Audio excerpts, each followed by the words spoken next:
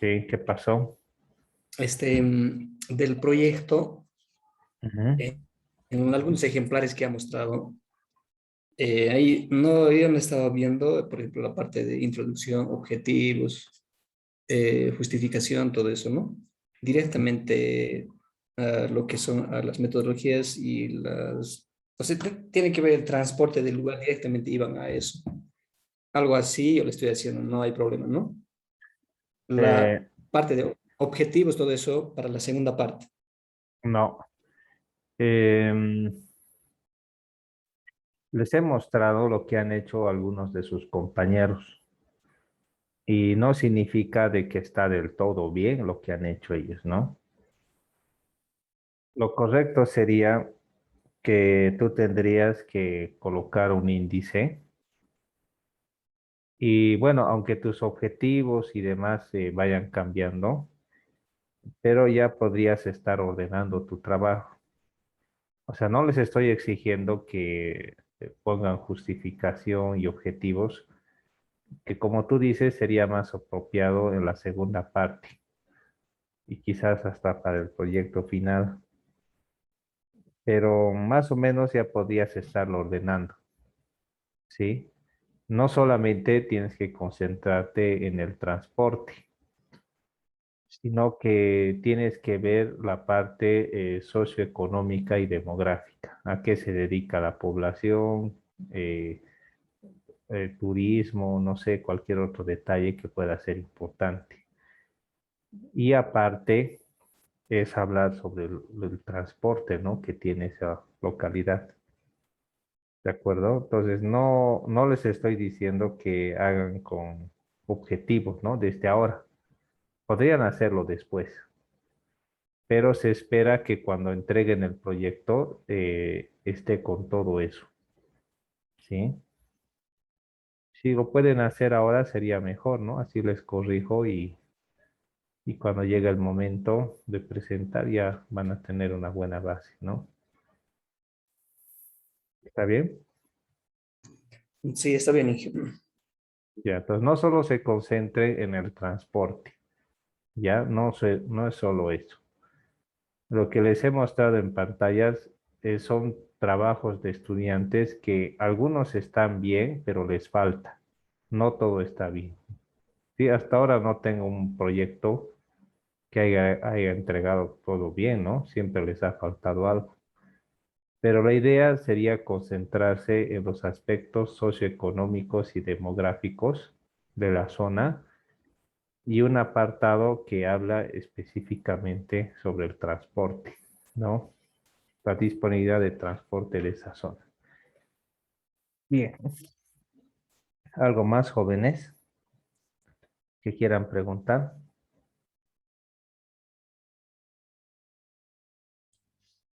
Inge Dime, Dylan. dijo que no importaba si la zona que eligiéramos tenía poco transporte. Sí, no me importa. Así digamos que su principal medio de transporte sea por envío de productos, por así decirse, de tal zona. Ya. ¿Qué estabas pensando hacer tú, Dylan? Es que tengo más que todo datos acerca, como no conozco mucho acerca de las zonas y al momento de elegir uno fácil, podría ser de uno de uno de los pueblos que tenía pensado acerca de Camino a La Paz, donde su mayor medio de transporte es la distribución de grano de quinoa, trigo y cebada, que son esos tres los que más transporta, por así decirse. En camión, me imagino. Ajá, así es. Está bien, Entonces, ¿cuenta? claro. Ah, gracias. Está muy bien eso, ¿no? Pero puedes hablar de los aspectos socioeconómicos y demográficos que pudieran incluir escuelas, centros de salud, hospitales, cosas que tenga disponible la zona, energía eléctrica, si tiene agua potable, si tiene alcantarillado y todo eso, ¿no? Entonces, esa información es importante, porque para cuando hagamos la parte final o quizás la segunda parte, es probable que esa información pueda sernos útil. Entonces, mejor que ahora se lo puede incluir todos esos detalles. Bien, ¿algo más sobre el proyecto, jóvenes?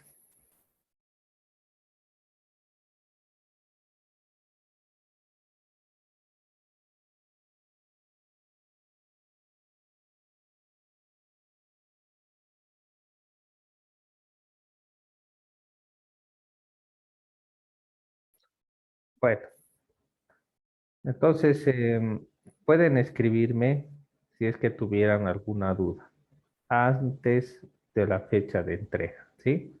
Entonces, pasado la fecha ya no tiene sentido.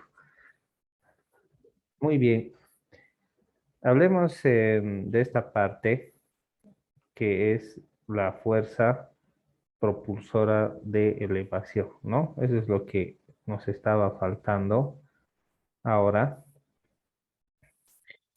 Bueno, cualquier movimiento tiene lugar cuando se vencen las fuerzas que ocasionan de que un elemento se mantenga estático.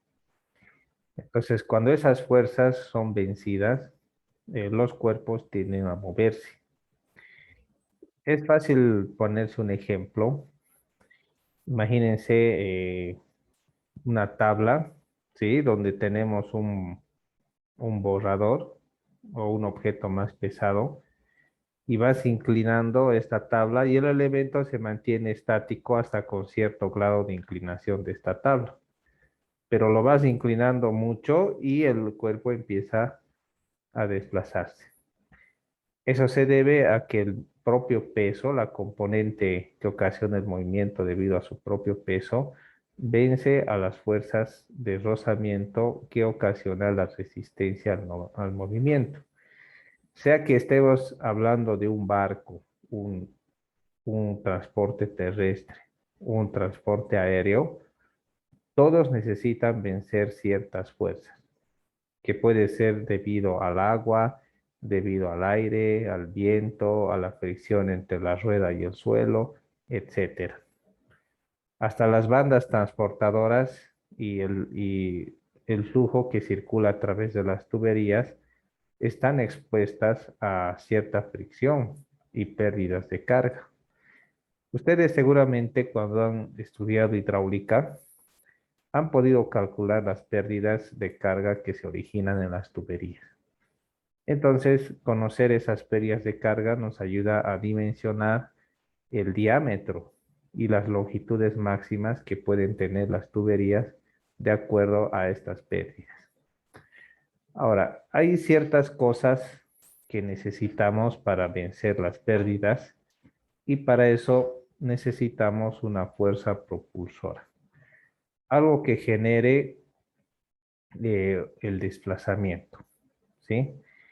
Por ejemplo, algunos transportes terrestres del pasado tenían la fuerza propulsora con animales como los caballos o animales similares que podían mover sus vehículos de transporte terrestre, ¿sí? En el caso de las embarcaciones, pues tenían velas y aprovechaban la fuerza del viento. Y si no había viento, pues utilizaban los remos y había gente que empezaba a remar y ocasionaban la fuerza propulsora. Bueno, en el caso de un avión, necesita un motor, ¿sí? Un motor que genera un flujo de aire que le da la propulsión que necesita para funcionar. Entonces, todo elemento de transporte necesita una fuerza propulsora. Bueno, esa fuerza propulsora en el pasado tenía esta denominación que se llama caballos de fuerza, horsepower, ¿no? Entonces se medía y hasta en la actualidad se mide la fuerza propulsora en una cantidad de caballos de fuerza, ¿sí? Entonces, si ustedes, por ejemplo, compran un motor de bomba, les van a decir, este motor tiene medio caballo de fuerza, cuarto caballo, 2, 3, 4, 8, 10 caballos de fuerza. Entonces, se toma como unidad el equivalente a la fuerza de un caballo para medir la potencia que ocasiona el movimiento. Vamos a averiguar ahora las principales unidades de motrices. ¿Ya? Bueno, algunos elementos que han servido para mover cosas. Primero está la máquina de vapor, ¿sí? Entonces utiliza la presión del vapor que se origina por la ebullición del agua y esta presión que genera el vapor cuando el agua está en estado gaseoso es lo que puede ocasionar el movimiento. Sencillamente mueve un pistón que mueve un mecanismo y eso genera la propulsión que necesita un vehículo terrestre. Bueno, esto se ha utilizado bastante cuando por primera vez apareció el ferrocarril. Incluso habían barcos que funcionaban a vapor, ¿sí? Que el vapor que generaba la ebullición del aire, perdón, del agua, generaba presión que movía un mecanismo y en la parte de atrás pues tenía una especie de rueda con aspas que empezaba a moverse debido a la presión del agua en estado gaseoso y eso generaba la propulsión que se requerían estas embarcaciones para poder moverse.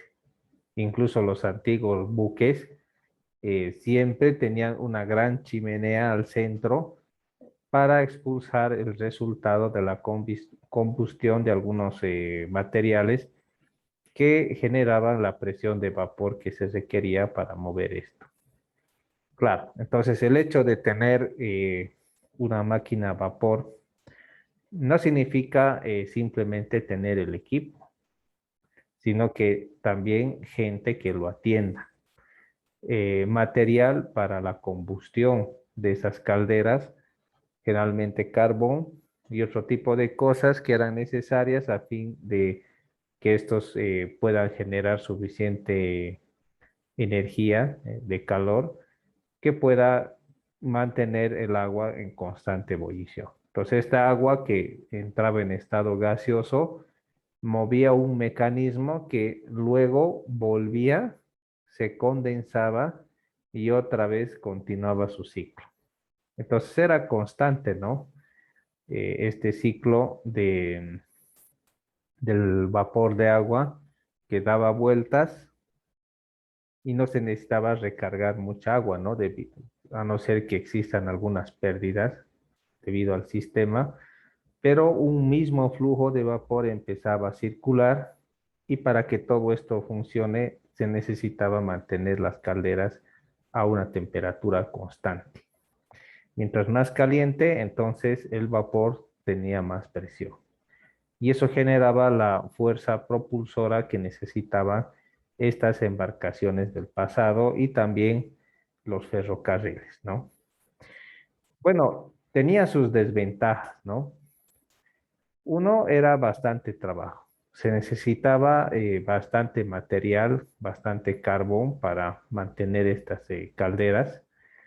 Y eso significaba de que, por decir, una locomotora tenía un vagón destinado exclusivamente a llevar carbón, ¿sí? El carbón que se requería para combustionar y mantener la caldera a buena temperatura y se mantenga la presión del agua. Entonces era un peso adicional. Lo mismo en el caso de las embarcaciones, llevaban un peso adicional con el material que se requería para mantener la caldera caliente y que el ciclo continuara. Así que esto ha ocasionado inconvenientes, ¿no? Con el tiempo ha aparecido lo que es el motor a explosión. Motores de combustión interna que en el principio llevaban bujías y otro tipo de mecanismos donde se agarraba el combustible, se lo comprimía y se lo pulverizaba en un cilindro y el motor generaba chispas que ocasionaban explosiones y hacían que los pistones dentro de un cilindro puedan subir y puedan bajar. Entonces ha habido en primer lugar los motores de 2 tiempos, donde ocurría una explosión, había un escape, luego otra explosión, 2 tiempos, mientras que los motores de 4 tiempos ya tenían otro tipo de comportamiento y eran más eficientes. Hasta la actualidad que estos motores de combustión interna se han ido mejorando bastante, pero siguen el mismo principio. Ahora ya se habla de inyección eléctrica o electrónica y otro tipo de cosas que hacen de que estas máquinas puedan trabajar mejor, de forma más eficiente y puedan tener más fuerza con el mismo consumo de combustible. Entonces, hasta ahora se siguen utilizando los motores de combustión interna, ¿sí? Entonces es algo que ha cambiado el sistema, ¿no? De transporte, porque ha sido una unidad motriz principal que ha dado buenos resultados hasta la actualidad. Han aparecido los motores a diésel, a gasolina, los motores que funcionan a gas y otro tipo de combustibles, ¿no? Como el alcohol y demás, que han tenido su aceptación en ciertos lugares. Pero básicamente es la fuerza motriz tanto de los vehículos terrestres como también de los vehículos aéreos, ¿sí? Entonces los vehículos aéreos también tienen combustible, pero es un combustible que tiene mucho más octanaje y tiene otras propiedades más inflamables, apropiadas para los motores de los aviones que necesitan tener mucha más fuerza que los motores terrestres y son más livianos, ¿no? Bien, ahora bastante se está hablando acerca de la propulsión eléctrica, ¿no? Entonces se ha visto la forma de utilizar los motores eléctricos que con el tiempo se han hecho más eficientes y más fuertes. Antes, cuando se hablaba de un motor eléctrico, no tenía la suficiente fuerza ni la suficiente autonomía como para pensar en una unidad motriz de vehículos terrestres o aéreos. Pero se ha mejorado bastante, se sigue utilizando el mismo principio porque estos funcionan al magnetismo, ¿sí? Se generan campos magnéticos dentro de la coraza del motor y esos campos magnéticos hacen posible de que se pueda generar el movimiento de estos motores. Entonces, es importante reconocer de que el principio sigue lo mismo, pero lo único que ha cambiado es la tecnología y se ha hecho estos motores más fuertes, más eficientes y de menor consumo. Ahora en la actualidad se están utilizando motores eléctricos en varios vehículos de transporte e incluso algunos han dejado ya de tener una batería que puede ser ineficiente porque la batería suele ser pesada y no tiene mucha duración. Pero se han utilizado otro tipo de técnicas donde se combina el asunto eléctrico con el químico y se puede generar energía y hasta almacenarla para hacer a estos motores más eficientes. Entonces es otra tecnología que sirve como unidades principales que generan movimiento en los vehículos, tanto terrestres como aéreos y también vehículos acuáticos, ¿no? Entonces es algo que está creciendo bastante y por todo lado escuchamos hablar no solo de autos eléctricos, sino hasta de bicis o hasta motos eléctricas que tienen bastante autonomía, ¿no? Bueno, y por último, se habla de los motores a chorro, ¿no? Las turbinas.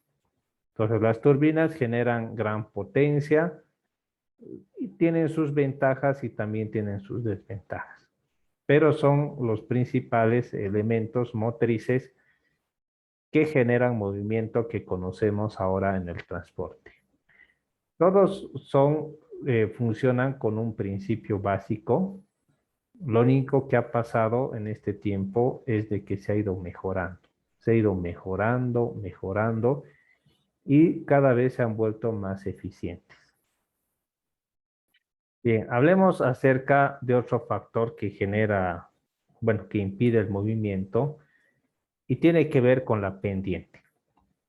Eso se refiere a terrenos o suelos inclinados donde se tiene que mover un transporte, un elemento de transporte. Nosotros mismos al caminar sobre una pendiente nos damos cuenta de que eso genera resistencia. Así que el elemento que genera movimiento tiene que ser lo suficientemente potente como para poder vencer el efecto que ocasiona la pendiente y generar movimiento. Y lo mismo que cuando un vehículo aéreo está elevándose, al principio tiene que resistir o vencer una gran fuerza que resiste a la elevación, pero una vez que está arriba, este vehículo ya se puede mover con facilidad. Así que es importante que estos elementos que generan movimiento puedan vencer las cosas que hacen que hacen o que generan resistencia en el movimiento de estos transportes. Y para eso se pueden mejorar los medios en los cuales estos elementos de transporte interactúan. Y para esto vamos a hablar de las vías de transporte. Hablemos en primer lugar del transporte terrestre, ¿no? El transporte terrestre se ha descubierto y se ha visto que funciona mejor mientras las vías de transporte sean más eficientes. Entonces, no es lo mismo una movilidad o un elemento de transporte que se mueva en un camino de tierra que un camino asfaltado. Uno que sea ripeado y otro que sea empedrado. Es diferente, ¿no? Entonces, mientras más eficiente y mejor sea la vía, el sistema de transporte, en este caso terrestre, es mejor.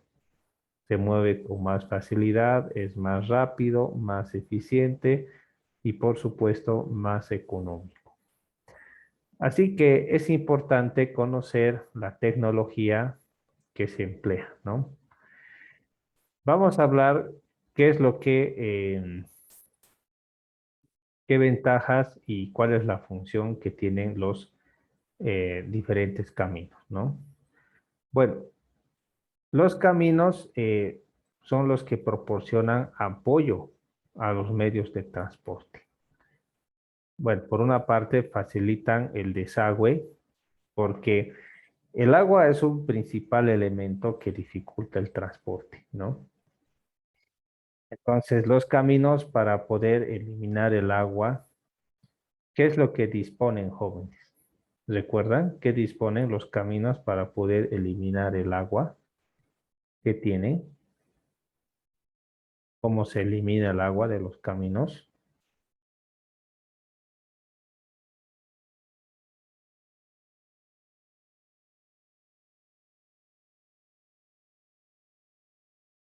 A ver,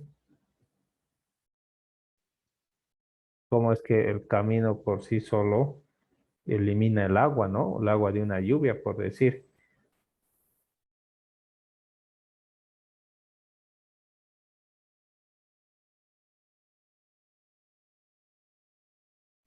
Con el nivel sería Inge Sí, o con los desagües también. Creo las que es así, que... una vez se nivela y luego va a los desagües y de los desagües al el, sí. el camino tiene pendientes. ¿Se ubican las pendientes de un De los camino? laterales, ¿no ven? ¿Qué? Sí. Hay dos tipos de pendientes, ¿no? Una pendiente es la pendiente transversal, cuando lo vemos de forma transversal el camino, y otra pendiente es la pendiente longitudinal, ¿sí? Todos los caminos tienen que tener pendientes. No podemos hablar de un camino que sea totalmente plano, ¿ya? Esa idea no está bien, ¿no? De tener un camino completamente plano. Porque un camino completamente plano no ayuda básicamente en nada, ¿no? Más bien puede ocasionar la retención del agua y cuando eso pasa es un problema, ¿no? Los medios de transporte no funcionan eficientemente con el agua, ¿sí? Entonces necesitan tener un camino totalmente despejado de la presencia o la influencia del agua, ¿no? Eso es muy importante, ¿no? Entonces, la pendiente longitudinal, bueno, en primer lugar, la pendiente transversal tiende a llevar al agua a los extremos, a una parte de los caminos que se llaman las cunetas. Las cunetas tienen una mayor inclinación que la misma pendiente transversal y tienen el objetivo de retener, bueno, de acumular la mayor cantidad en volumen de agua en los extremos.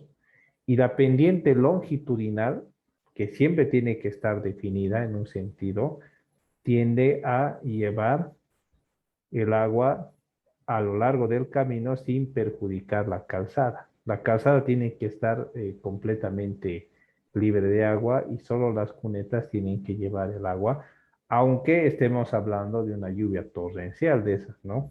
Donde constantemente va cayendo el agua. Entonces, ¿cuál sería más importante? ¿La pendiente longitudinal o la pendiente transversal? ¿Qué dirían ustedes?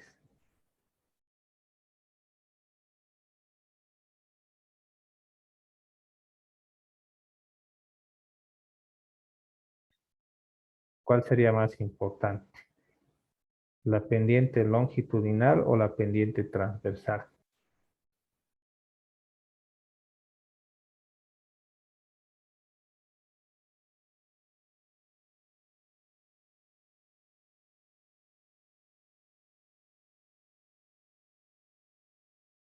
¿Mm? ¿Qué dirían ustedes? ¿La pendiente transversal o la pendiente longitudinal? ¿Cuál sería más importante?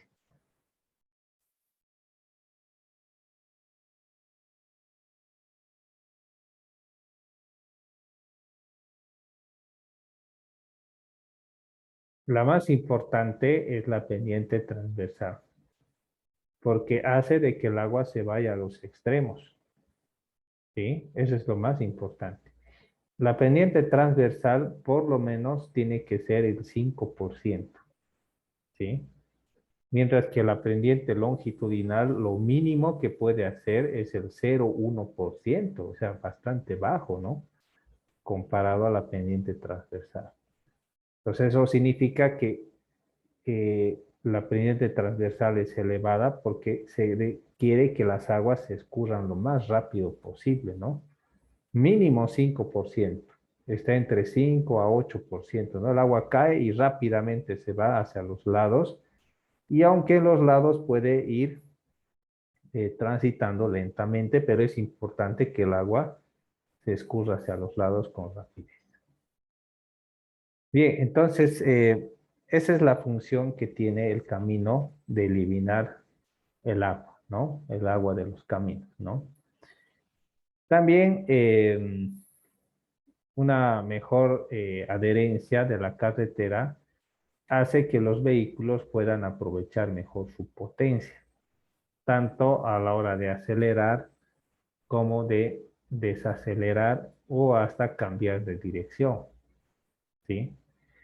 También los caminos pueden tener ciertas pendientes como el peralte, que es una inclinación que tiene el camino en las curvas, que hace posible que los vehículos puedan girar a una mayor velocidad. Y eso también se cumple en las vías férreas, ¿no? Las vías férreas puede que los trenes estén yendo muy rápido y en vez de tener una curva horizontal, tiene una curva aperaltada que hace posible de que estos vehículos puedan girar a cierta velocidad. Pero si fuera recto, entonces la misma fuerza centrífuga podría sacarlos de su dirección. Así que es importante ese detalle, ¿no? Bien. Hablemos acerca de la estructura de los caminos viales. Ya habíamos hablado un poco de esto, pero un camino tiene esta configuración. A todo esto lo conocemos como paquete estructural, ¿sí? Lo conocemos como el paquete estructural. Entonces, ¿qué cosas forman el paquete estructural? Fíjense. Está la subrasante, la subbase, la capa base, la capa asfáltica y, claro, la capa de rodadura. ¿Sí? Hablemos un poco acerca de la subrasante. ¿Sí? Entonces, la subrasante en varios casos puede ser el terreno natural. ¿Sí? El terreno natural. Así que este tiene que tener suficiente capacidad para soportar gran parte de los esfuerzos que las demás capas van transmitiendo. Una subrasante no es buena cuando tiene un alto contenido de materia orgánica. Entonces, si tiene bastante materia orgánica, tiene que ser sustituida. Entonces, ¿cómo nos damos cuenta de que un suelo tiene alto contenido de materia orgánica? A ver, ¿qué dirían ustedes? ¿Qué han podido ver en mecánica de suelos 1? ¿Cómo nos damos cuenta de que un suelo tiene alto contenido de materia orgánica?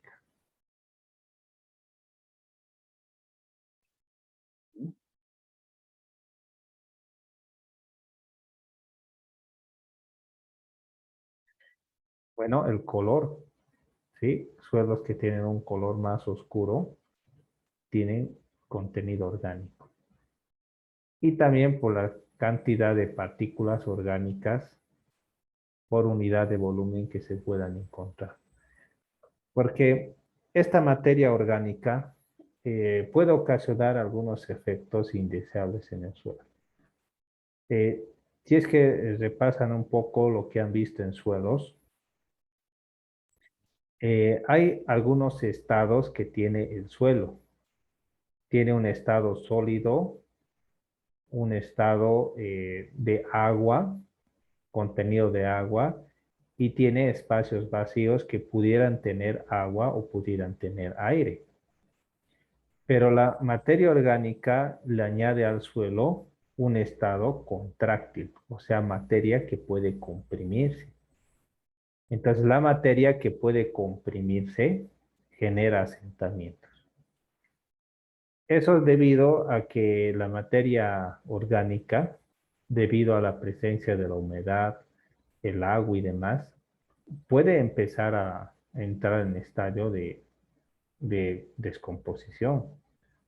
Y cuando este se descompone, cambia de estado y disminuye su volumen, y eso hace posible de que se generen pequeños asentamientos, pero como hay mucha materia orgánica, genera un gran asentamiento que hace que las demás capas que están arriba puedan colapsar. Imagínense, ¿no? Si uno ha cortado un árbol, ¿sí? Porque perjudicaba la construcción de algo, y ha dejado la raíz adentro. Entonces, con el tiempo, esa raíz al principio no ocasiona nada, pero puede descomponerse y genera espacios vacíos porque se ha descompuesto la raíz y las partículas del suelo empiezan a reorganizarse y ocupar espacios vacíos y eso genera un asentamiento. Y cuando se genera un asentamiento en un camino, se hunde, se raja, entra el agua porque se ha rajado y el agua empieza a lavar los finos de las demás capas bases y el problema se hace mayor. como si entrara una caries en un diente y uno no lo atiende y con el tiempo el diente va empeorando y empeorando hasta que hay que sacarlo. Lo mismo podría pasar por un camino cuando se permite de que ingrese agua y el agua empieza a arruinar todo, ¿no? Con el tiempo. Si hablamos de la capa subbase, es la capa que viene por encima de la subrasante, ¿sí? Entonces la capa subbase es una capa que sirve de drenaje al pavimento, ¿ya?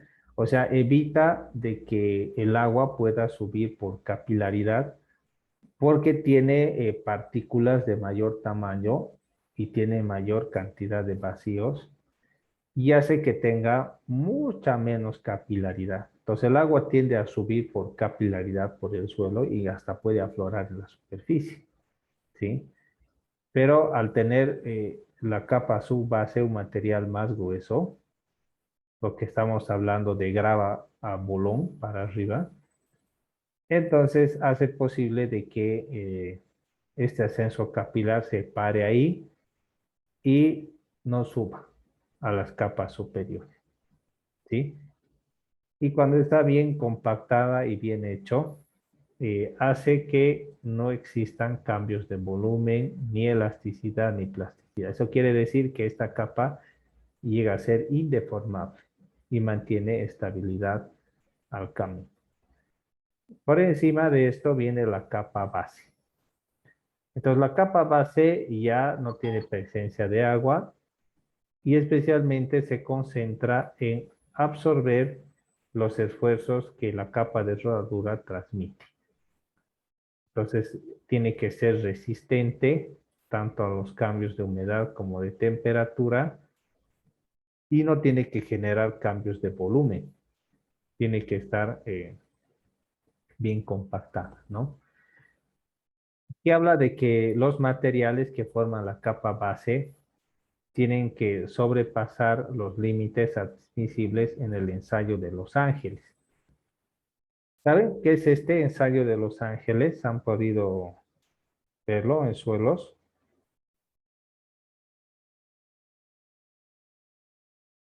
El ensayo de Los Ángeles.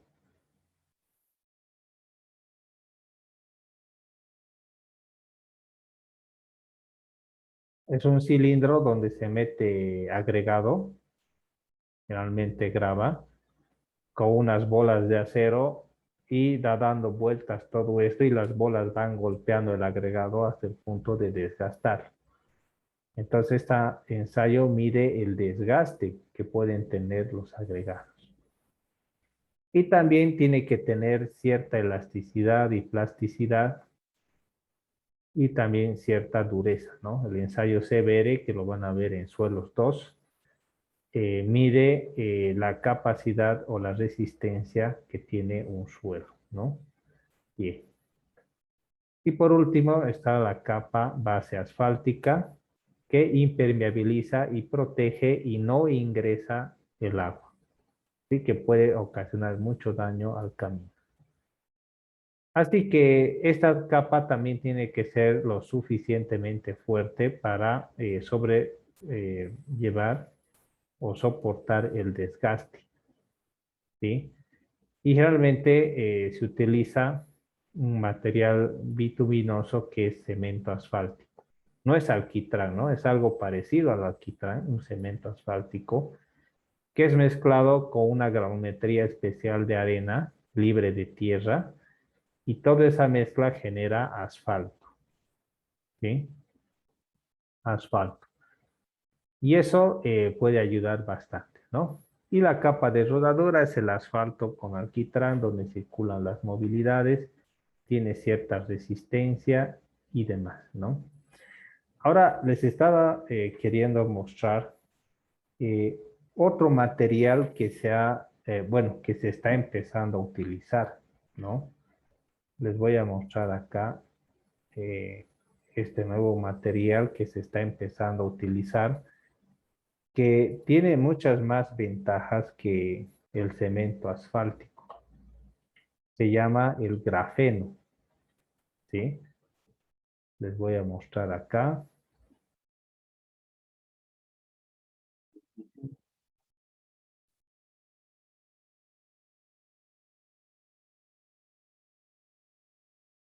Y se está utilizando para las carreteras, ¿no?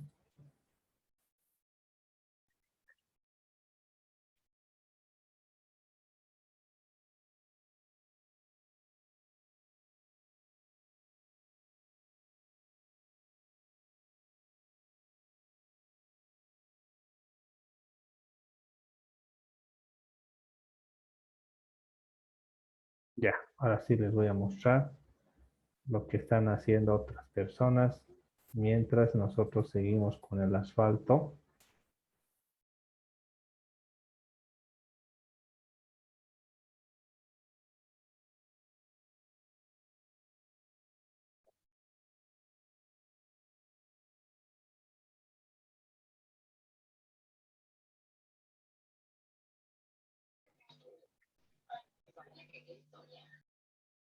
Bien, vamos a ver sobre este asunto del grafeno.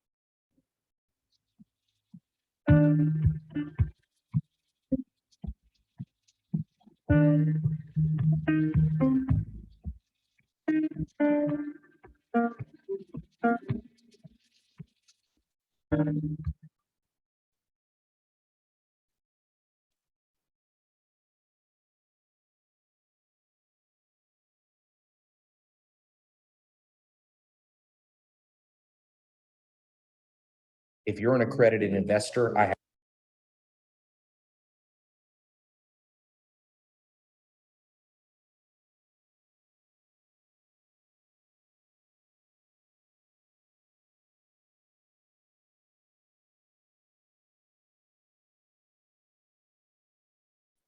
Entonces ahí tenemos algo que se está haciendo recientemente. Ya, esto no es desde hace mucho, sino es algo reciente. Y se está empezando a utilizar este material que es el grafeno, que tiene grandes propiedades y beneficios diferente del asfalto, ¿no? Muy bien. Antes de entrar a esta clasificación de los ejes, vamos a ver algo que nos va a ayudar en lo que es el proyecto, ¿sí? A ver, veamos esto de acá y luego hacemos algunas preguntas.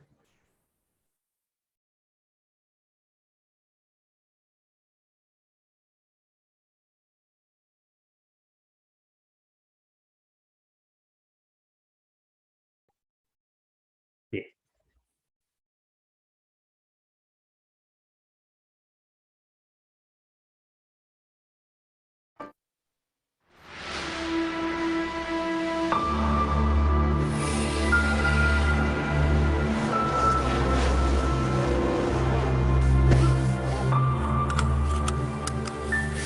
Dentro de 34 minutos, mi madre y yo sufriremos una colisión que nos ocasionará graves lesiones.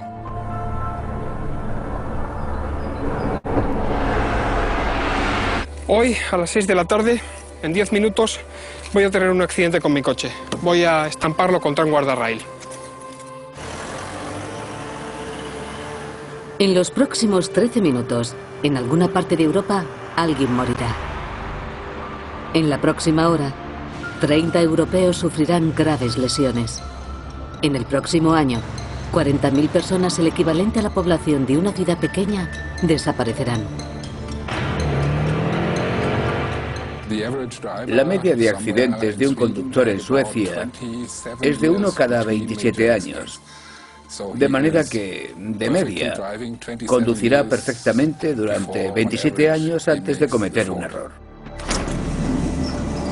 Tras estas puertas, una nueva generación de científicos europeos trabaja contrarreloj y en secreto para erradicar una epidemia. Dentro de 3 minutos y medio chocaré con el coche que viene de frente. Han construido un lugar donde la fuerza de la gravedad se multiplica por 90. Un lugar donde una décima de segundo marca la diferencia entre la vida y la muerte. ¿Y si los coches pudieran predecir y evitar los accidentes? Nadie moriría. La carrera por fabricar un coche a prueba de accidentes ha empezado. Un coche inteligente, tanto como para no estrellarse. El automóvil inteligente.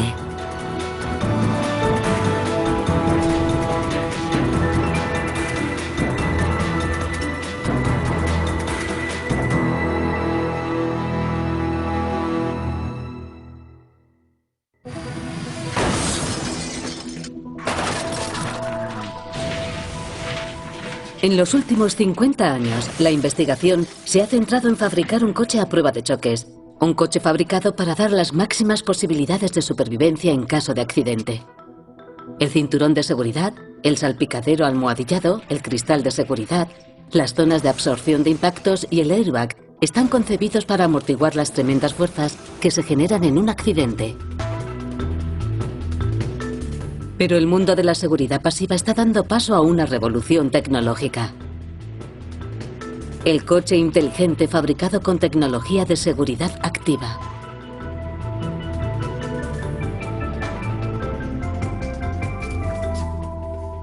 Thomas Brover se gana la vida estrellando coches.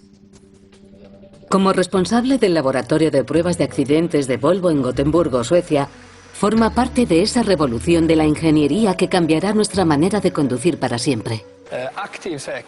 La seguridad activa ayuda al conductor ante una situación crítica e incluso a evitar un accidente.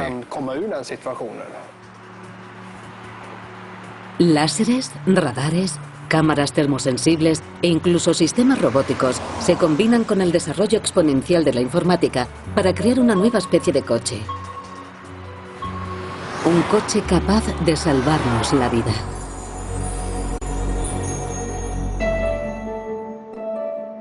Los ingenieros están reinventando nuestras máquinas más queridas, incorporándoles una serie de accesorios que dotan al conductor de un par de ojos adicionales en la carretera.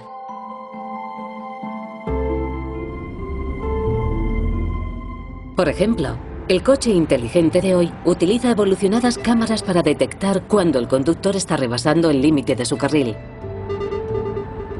Así, una alarma lo alerta para que corrija la dirección y recupere su trayectoria.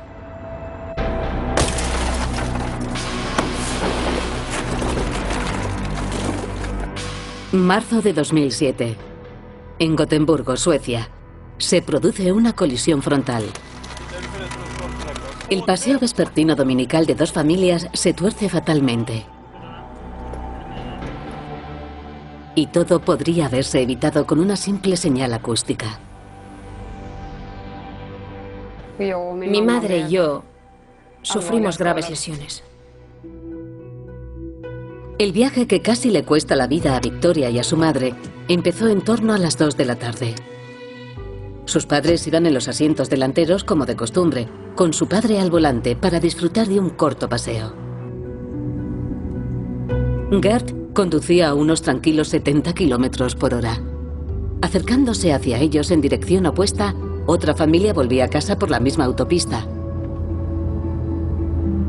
Viendo pasar el paisaje, todo transcurría con total normalidad. Íbamos camino a casa y mi mujer y mi hija estaban cansadas, así que se durmieron en el coche. Pero ninguna de las dos familias iba a alcanzar su destino. El coche de Gert invadió el carril contrario. La actual tecnología, conocida como Sistema de Alerta de Cambio Involuntario de Carril, habría avisado antes de que fuera demasiado tarde. En cuanto el neumático entra en contacto con la línea divisoria central, el automóvil detecta que está invadiendo el carril contrario y emite una alarma. Eso podría haberle dado a Gert los segundos clave para corregir su trayectoria.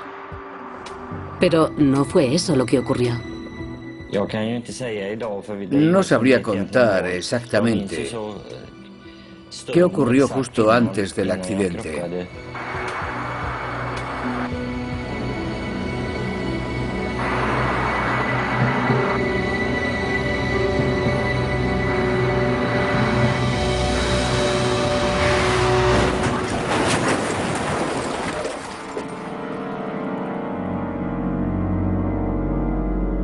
Milagrosamente, el bebé y sus dos progenitores salieron prácticamente ilesos del amasijo de hierros. No así, Victoria Ibrenson y sus padres. A mi madre y a mí nos pusieron en habitaciones contiguas. No sabía si ella sobreviviría. 2 segundos por una carretera secundaria y su vida cambió para siempre. En los siguientes 13 minutos, la madre de Victoria podría haberse convertido en la última víctima de una epidemia que se cobra la vida de 1 millón de personas al año en todo el mundo. Me sentía culpable de lo ocurrido. Me reprochaba haber cometido el error que había provocado el terrible accidente y el sufrimiento de mis seres más queridos. Es así.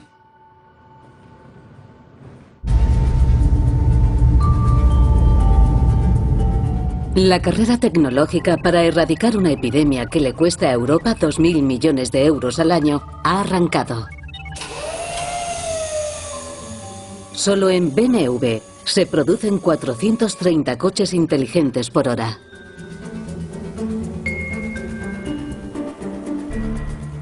La especialidad de Werner Huber es encontrar modos de aplicar la inteligencia mecánica para fabricar un coche a prueba de accidentes. Esto que vemos es el sensor de visión nocturna. Es una cámara infrarroja con un alcance de unos 250 o 300 metros. Imagínense la situación. Una carretera rural, una persona caminando de noche que los conductores no ven. Para eso, precisamente, hemos desarrollado el sistema de visión nocturna, para permitir ver a una distancia de 300 metros, más allá de las luces largas, y detectar la presencia de personas.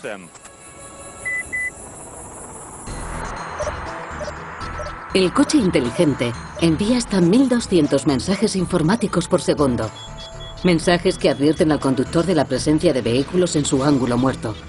Mensajes para mantener la distancia de seguridad con respecto al vehículo precedente mediante el control de velocidad de crucero adaptativo y que pueden incluso frenar automáticamente para evitar colisiones o atropellos. Si analizamos las estadísticas de accidentes, comprobamos que un 85% se deben a un error del conductor, ya sea por cansancio, distracciones u otros motivos.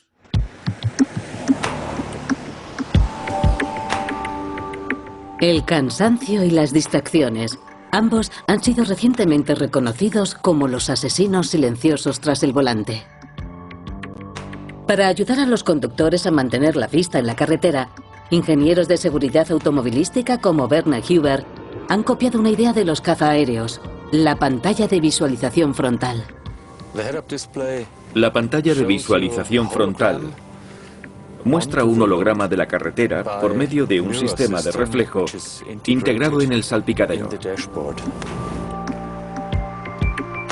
Werner Huber ha abierto la puerta de un mundo secreto que combina la ciencia más moderna de percepción humana con la ingeniería mecánica y electrónica. Esta es la primera vez que se permite el acceso de cámaras ajenas a la organización en esta zona restringida. Los técnicos han desarrollado una nítida imagen en color 3D que se proyecta sobre el parabrisas 2D.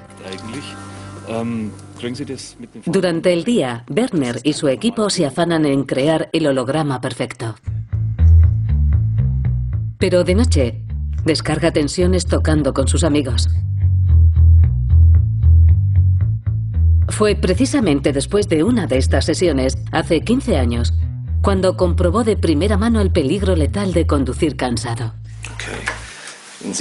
Dentro de 27 minutos algo inesperado va a sucederme en la autopista. Eran las 2 de la madrugada de la noche de San Nicolás, en Múnich. La autopista estaba tranquila y Werner Huber estuvo a punto de quedarse dormido. El coche empezó a ir a la deriva, serpenteando entre las líneas señalizadoras. Se me cerraron un segundo los ojos. Inmediatamente los abrí y me di cuenta de que iba rozando el guardarraíl. Rozó el guardarraíl y desencadenó lo que pudo ser una sucesión de letales acontecimientos. Reaccioné dando un volantazo hacia el otro lado. El pavimento estaba húmedo, lo cual le restó tracción cuando intentaba recuperar el control del vehículo. Tenía la adrenalina por las nubes. Lo primero en que pensé es que estaba en el carril izquierdo de la autopista. Era extremadamente peligroso. El 70% de los accidentes ocurren en el carril izquierdo. Werner consigue salir y avisar a los coches que se aproximan a él. 2 pares de faros se divisan, seguidos de otro. Los primeros pasan de largo sin complicaciones, pero el tercero no va a ser tan afortunado.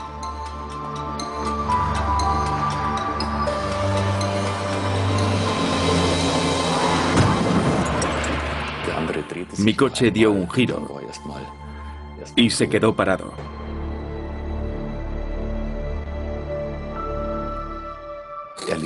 Cuando vi que el otro conductor había sobrevivido, no podía creérmelo. Me quedé petrificado. Mi coche estaba en medio del carril y había sido el causante único del accidente. Contra todo pronóstico, el otro conductor sobrevivió. Sin embargo, el trauma que le causó haber estado a punto de matar a alguien por quedarse dormido al volante imprimió al trabajo de Werner una urgencia renovada. Existen 2 maneras de morir en un accidente de coche: estrellarse contra un obstáculo o salirse de la carretera. El derrape y la pérdida de control del vehículo pueden desembocar en cualquiera de los 2 letales escenarios. Casi 20 años después de su propio accidente, nace la tecnología que podría haber cambiado la catastrófica cadena de acontecimientos. Se denomina control electrónico de estabilidad y evita ese tipo de derrapes que podrían haber matado a Werner y al conductor que se estrelló contra su coche en la autopista. Funciona frenando las ruedas por separado para compensar los sobrevirajes o los subvirajes. Este sencillo cable negro transmite las señales electrónicas emitidas por los sensores del coche para activar la frenada.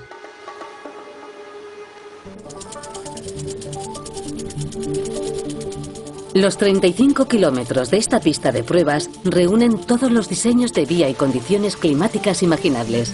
Es por tanto un inmenso laboratorio de ingeniería.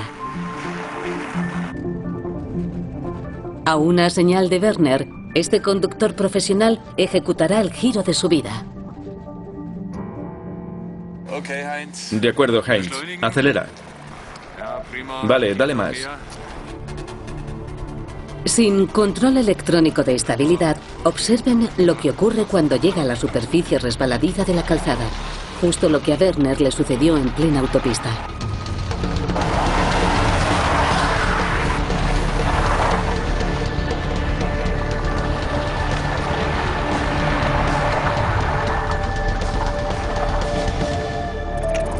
Vale, ahora vamos a intentar lo mismo, pero con el control electrónico de estabilidad.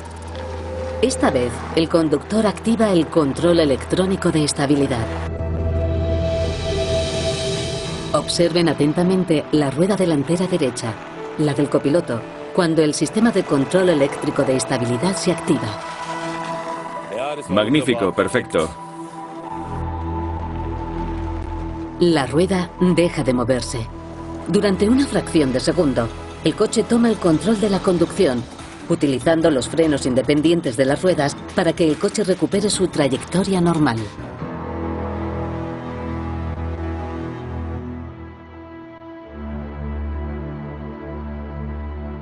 En 2005, estas imágenes cambiaron la manera en que los investigadores de todo el mundo concebían el comportamiento al volante. Por primera vez, se instalaron cámaras para grabar a conductores reales en carreteras reales. 100 automóviles, 3 millones de kilómetros y 8.000 accidentes o casi accidentes.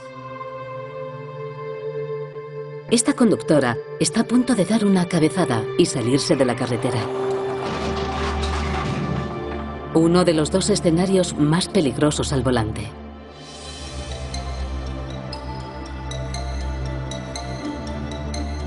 Después del alcohol, nada ralentiza más el tiempo de reacción que el cansancio. Lo de conducir bajo los efectos del alcohol es comúnmente sabido. Todo el mundo sabe que hay que evitar conducir después de haber bebido. Pues la cuestión con la conducción bajo los efectos del cansancio es un problema de magnitud similar a la del alcohol, en mi opinión, porque aumenta el tiempo de reacción y reduce la atención. Así que sí, conducir cansado es peligroso.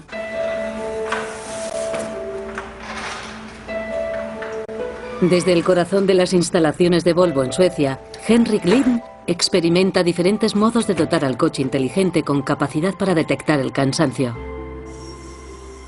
Es la primera vez que su trabajo se expone a una cámara. Sus herramientas son una serie de cámaras, sensores y radares unidos a un dispositivo de seguimiento ocular.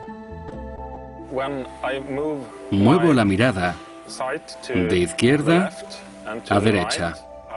Hasta ahora, el seguimiento ocular se había empleado únicamente como herramienta de investigación, pero ¿podría este sistema de cámaras, dirigidas hacia el conductor propiamente dicho, contener la clave de un posible sistema de alarma anticipada capaz de salvarle la vida? Esto es lo que se ve cuando estoy despierto. Ahora empiezo a sentirme muy cansado.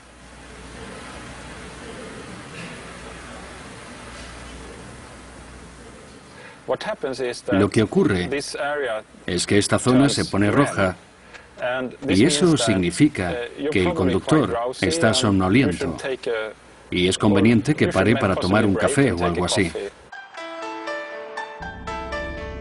La tecnología moderna se sirve de una cámara colocada en el exterior del coche, que vigila los patrones de conducción y supervisa que no se salgan de las líneas señalizadoras para avisar al conductor con antelación antes de que éste las rebase. Es lo que se llama control de alerta al conductor. Ese simple pitido podría haber bastado para alertar a Werner.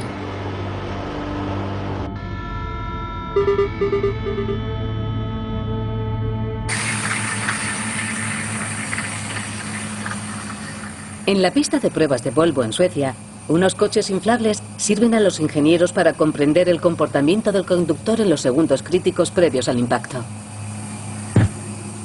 Llama la atención que, incluso en estado de alerta plena, ante una colisión inminente, la mitad de los conductores no pisa el freno. El fenómeno está siendo analizado por Henrik Lind. El conductor tiene una limitación que se llama tiempo de reacción. El tiempo de reacción de un conductor medio en una situación decisiva oscila entre el segundo y el segundo y medio.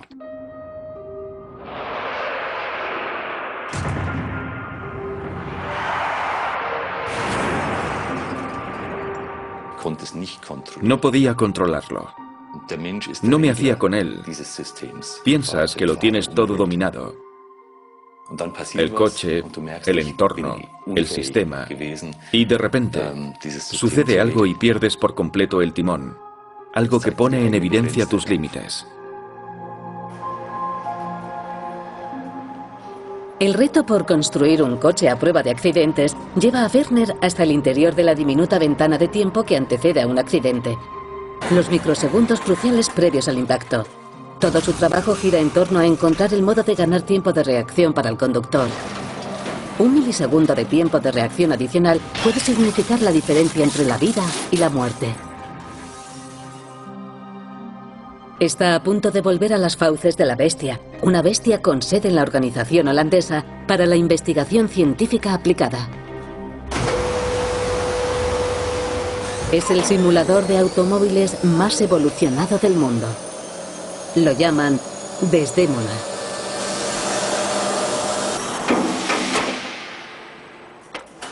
Aquí es donde Werner se enfrentará a sus límites como ser humano, volviendo a vivir su propio accidente. Pero esta vez estará completamente alerta y descansado. ¿Podrá hacerse con el control del coche? Ten cuidado cuando lo conduzcas porque como vamos a tratar de imitar el movimiento de la forma más realista posible, los giros incluidos, en cuanto des un volantazo, el simulador girará también. De acuerdo. Y si lo haces 3 o 4 veces seguidas, puedes marearte. De acuerdo. Vamos a ver qué tal. ¿Me meto? Sí, pasa, por favor.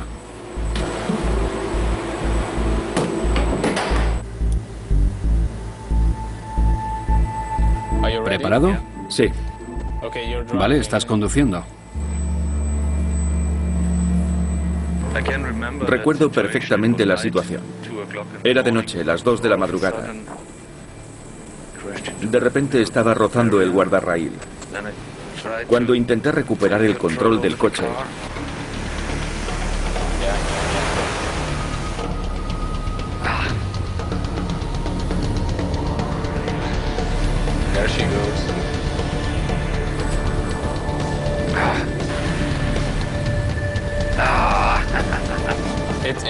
La ventaja del simulador es que puedes seguir conduciendo. No se ha roto el coche ni nada, puedes repetir. Es lo mejor. ¿Por qué no fabricamos un coche así? Claro. Werner intenta recuperar el control de su vehículo hasta 3 veces en el simulador, pero es incapaz de mejorar su propio tiempo de reacción. Ni siquiera los expertos en seguridad automovilística pueden superar sus propias barreras biológicas y perceptivas. Ya puedes salir. Gracias. ¿Qué tal te encuentras? ¿Aturdido? Un poco, sí.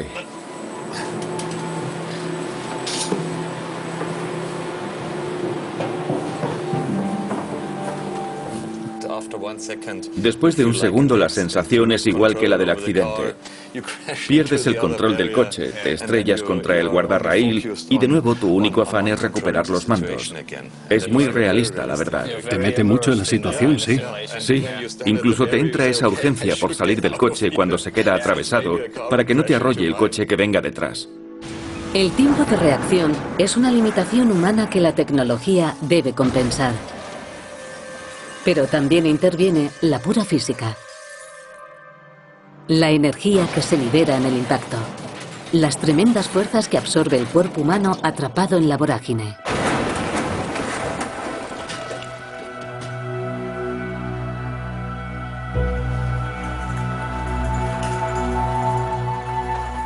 Estos maniquíes permiten a los investigadores calcular con exactitud las fuerzas G que se desencadenan en el impacto.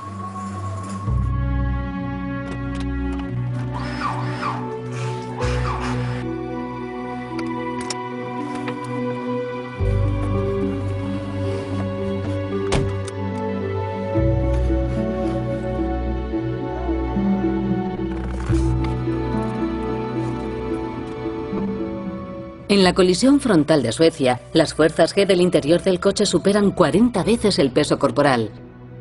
Todo en una fracción de segundo.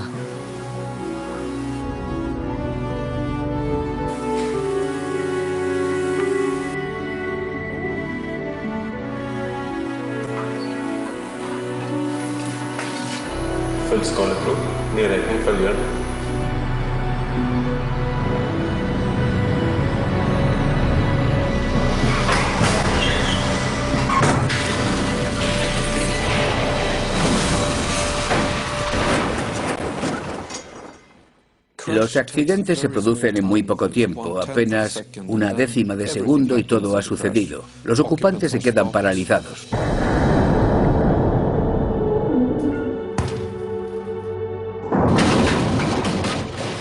Pero durante esa décima de segundo es cuando se corre el riesgo de sufrir graves lesiones.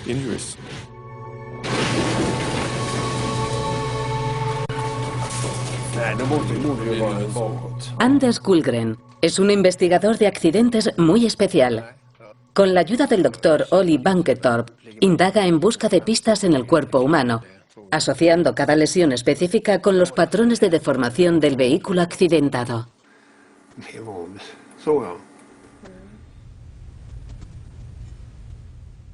En la colisión frontal de los Abramson, por ejemplo, ¿cómo fue posible que Geir, el conductor, saliera ileso? ¿Qué provocó la parálisis de Victoria? ¿Y por qué a su madre en el asiento delantero se le rompió el cuello? Un análisis detallado de las lesiones lleva a una simple pero cruda conclusión. Creo que el riesgo de sufrir una fractura grave en el cuello se hubiera reducido drásticamente si la colisión se hubiera producido a 15 kilómetros menos por hora. Seguramente no se le hubiera roto el cuello.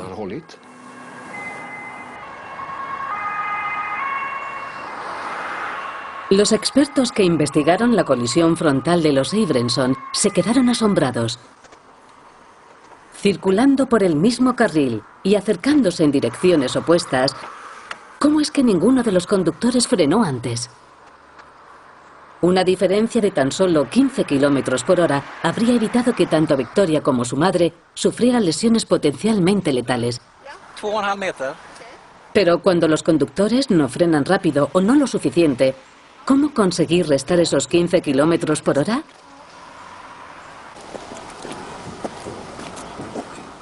Henrik Lind y su equipo están trabajando en una idea que revolucionará el mundo de la seguridad automovilística. Un coche que reacciona con velocidad sobrehumana, sin emociones. Un coche que frena solo. Perdón. Lo más eficaz que podemos hacer es reducir la velocidad frenando. Eso incide directamente en la velocidad del impacto, que será mucho menor. Empleando el radar para detectar la posible colisión, el coche inteligente prepara los frenos para una respuesta inmediata. Tanto si el conductor reacciona al aviso de colisión frontal como si no, el coche frena, reduciendo considerablemente la energía a la que se produce el impacto. El frenado automático puede convertirse en una de las tecnologías de seguridad más eficaces desde el cinturón de seguridad.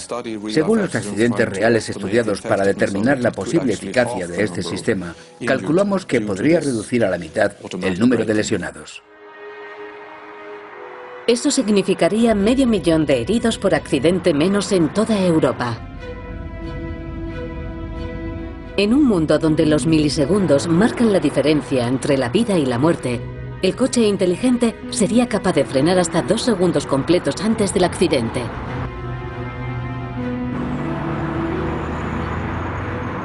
En esta colisión frontal, el frenado automático hubiera reducido la velocidad del coche de 70 a 57, aunque Geir no hubiera pisado el freno siquiera.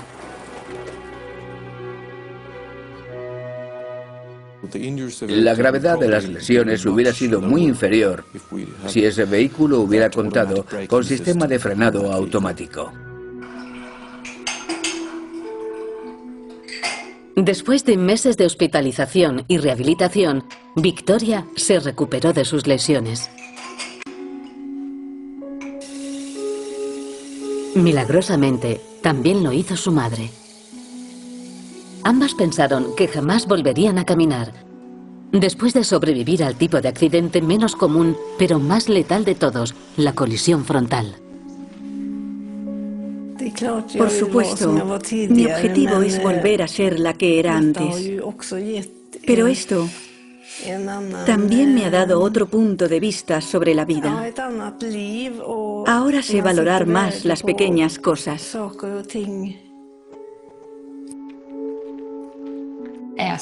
Ha cambiado mucho.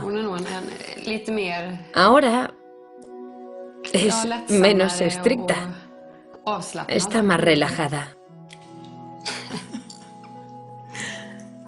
¿No, mamá? Antes debía de ser una auténtica bruja.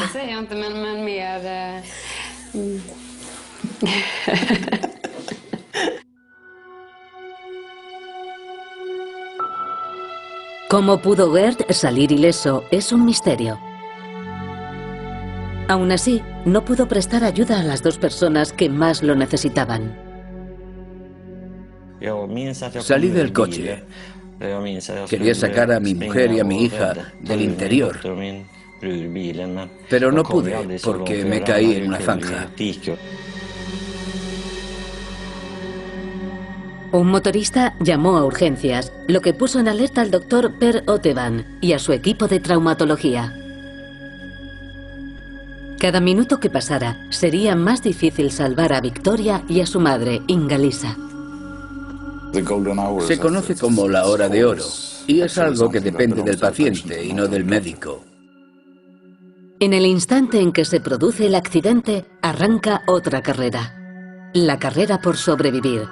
Cuando se detiene la respiración, hay media hora para salvar la vida. Cuando el corazón se para, es imprescindible recibir ayuda en menos de 9 minutos.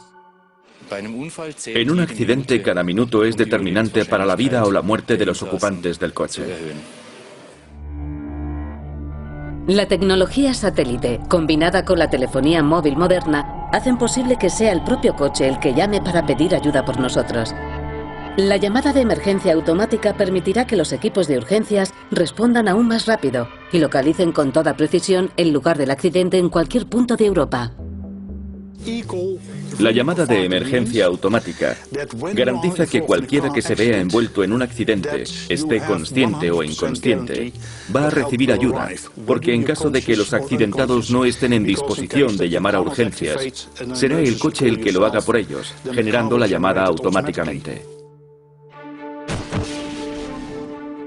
El mismo sensor que hace saltar los airbags activa la unidad de llamada de emergencia automática, un dispositivo móvil que llama al número de emergencias 112 y transmite datos sobre el accidente. Ha contactado con el servicio de emergencias 112. Señora, le paso con la central de ambulancias de Bussum. Este es el centro de llamadas del 112, en las afueras de Ámsterdam. Solo aquí se reciben 5 millones de llamadas al año. Los operadores cuentan con 90 segundos para organizar la ayuda. ¿Necesita policía o ambulancia? Esos 90 segundos son imprescindibles para averiguar la localización exacta. Las personas que llaman están alteradas, muchas veces no saben dónde están. Tecnologías como la de la llamada de emergencia automática pueden reducir este tiempo de respuesta a unos escasos 10 segundos. Es decir, ahorrar más de un minuto completo por cada llamada. Bien, jóvenes, saquemos una evidencia, por favor. Se acabó el tiempo.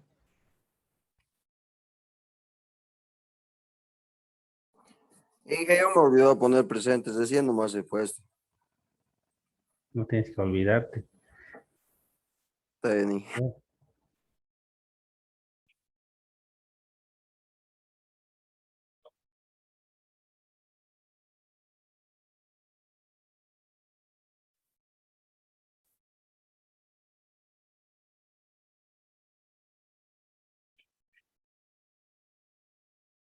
Simplemente aparece como retraso, ¿no? Si se olvidan, es peor no colocar presente.